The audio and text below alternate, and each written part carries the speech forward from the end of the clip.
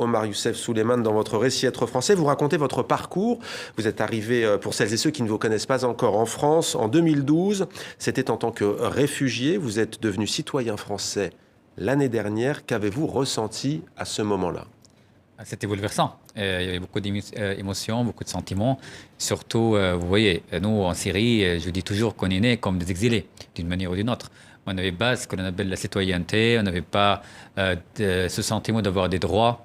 Qu'on est chez nous, qu'on est dans un pays. La Syrie était dirigée est toujours dirigée par une mafia qui s'appelle la famille d'Assad depuis l'année 63 à peu près. Donc avoir seulement la citoyenneté, c'est-à-dire on cite dans un pays, on a des droits et des devoirs, on fait partie de la démocratie française et surtout qu'on a le droit de voter, c'était juste fascinant pour moi. Et malheureusement, il y avait la pandémie, donc la cérémonie, parce qu'il y a une cérémonie quand on obtient la citoyenneté française, elle a été annulée. Et vous dites, du fait de la situation sanitaire, la cérémonie prévue à l'occasion de la remise de la carte d'identité a été annulée. Qu'importe, j'ai fait ma propre cérémonie avec mes amis, certains sont nés ici, d'autres ailleurs. Nous sommes tous allés manger un couscous, le plat préféré des Français. Nous avons trinqué avec du vin italien et écouté Rachita et Barbara. Voilà la France que j'aime. Tout à fait, c'est ça la France que j'aime parce que c'est la France de la diversité, d'accueillir les autres, de l'intégration. Et je pense que la France est toujours un grand pays parce qu'elle est ouverte sur le monde et elle intègre les autres dans sa propre culture. Ça fait partie essentielle de l'histoire française. Mais ce récit, c'est vraiment une déclaration d'amour à la France. Vous montrez votre attachement viscéral à ce pays, en particulier à sa littérature d'ailleurs, avec des auteurs que vous avez lus lorsque vous étiez en Syrie déjà. Surtout à la littérature, justement, parce qu'une des raisons pour lesquelles je suis venu en France et je suis devenu français, c'était la littérature française, surtout la poésie de Paul Éluard, d'Aragon, de René Char, que j'avais déjà lu par exemple, en arabe, et j'ai tout relu en français, mais autrement. Après avoir à apprendre la langue française, car vous pouvez imaginer, quand je suis arrivé en France en 2012, je ne parlais pas la langue française, je ne connaissais rien de la langue des Loirs, c'était très difficile et très, très intense. Mais c'était une super aventure à travers laquelle je peux dire que j'ai creusé ma propre existence et mon intégration dans la société française. C'était dur ? C'était dur, mais fascinant, parce qu'il y a des choses difficiles dans la vie. Je pense que la vie, d'une manière ou d'une autre, est une bataille. Et pour arriver à ce sentiment de traiter la France comme mon propre pays, comme ma seule communauté, comme mon pays et mon exil aussi, c'était très difficile. C'était un chemin, surtout quand on sort d'un pays souffrant d'une guerre civile, d'une situation très troublante, très compliquée. C'est pas facile d'apprendre une nouvelle langue. Mais comme je viens de dire, les choses difficiles parfois pour moi m'excitent beaucoup et je trouve que vous racontez aussi un parcours quand même semé d'embûches, la solitude, la préfecture, l'apprentissage de la langue française, c'est pas facile.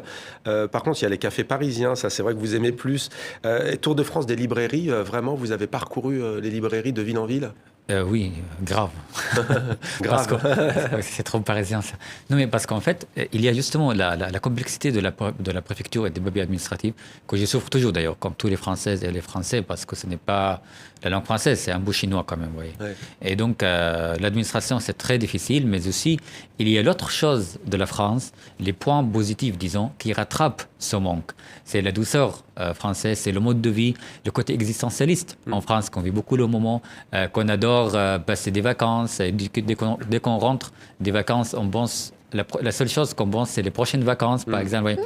Donc, il y a des éléments et d'un mode de vie que j'adore en France, malgré la complexité. Et alors, on parle souvent d'intégration. Vous aimez bien, vous, en tout cas, vous cherchez à vous fondre dans le paysage social, politique, de vivre avec votre époque. Et un jour, au lendemain du premier tour de la présidentielle, alors qu'Emmanuel Macron est arrivé en tête, vous racontez que vous êtes dans un café, qu'il y a des manifestants, notamment des manifestantes, et l'une d'entre elles vous demande d'où vous venez, vous dites de Syrie, et elle vous dit: la France est aussi contrôlée par des fascistes. Je la cite: Macron est comme Bachar al-Assad, mais c'est un dictateur masqué derrière la démocratie. Il nous manipule et il nous vole. Sa police nous torture jour et nuit.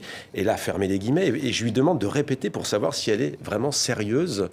Ça vous a choqué, ces propos ? Je la demande toujours si elle est sérieuse. Je demande à tout le monde qui répète cette phrase. Ce n'est pas juste cette femme, mais d'autres personnes m'ont dit et me disent toujours, une fois que je dis que je viens de la Syrie, oui, ils disent qu'ici c'est la dictature, mais masquée au capitaliste, etc. Moi, je pense que c'est un discours très exagérant, qui est balancé pour, d'une manière ou d'une autre, légitimer notre souffrance, notre malheur, que je comprends. Mais il ne faut pas vraiment exagérer parce que c'est dangereux. Pour deux raisons. La première, c'est que traiter la France comme la Syrie donne un sort de légitimité à Bachar el-Assad, qui a tué au moins 500 000 personnes de son peuple. Et beaucoup plus, c'est le chiffre officiel.